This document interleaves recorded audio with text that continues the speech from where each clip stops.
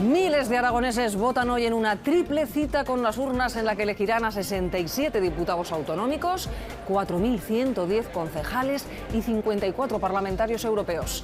Algo más de 1 millón de ciudadanos están llamados a ejercer su derecho al voto en la comunidad. ¿Qué tal? Buenas tardes. Hoy se pone punto final a casi 2 meses de ininterrumpida campaña electoral. El 28 de abril fueron las generales y hoy, 26 de mayo, las autonómicas, municipales y europeas. Estamos a la espera de conocer los primeros datos de participación.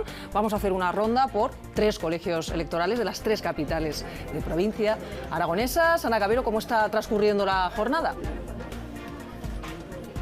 Normalidad en la provincia de Zaragoza, en los casi 500 colegios electorales que tiene esta provincia, donde están llamados a votar unos 723.000 electores si hablamos de las municipales y más de 743.000 si hablamos de las europeas. La única incidencia que se puede contar o que podemos contar a esta hora en la provincia de Zaragoza es la queja de algunos ciudadanos que no han encontrado papeleta en las cabinas de voto.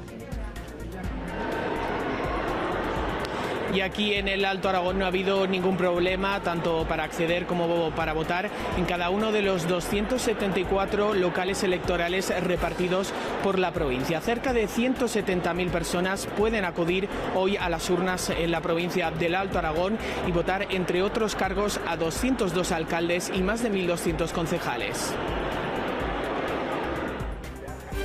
En esta provincia de Teruel, un colegio electoral de Andorra ha decidido cerrar durante 5 minutos para solucionar un problema con el orden de las papeletas y será, por tanto, el último colegio que cierre en todo Aragón a las 8:05. Esa es la principal incidencia de una jornada que aquí en la capital se anima a estas horas. Hoy 104.112 turolenses están llamados a participar.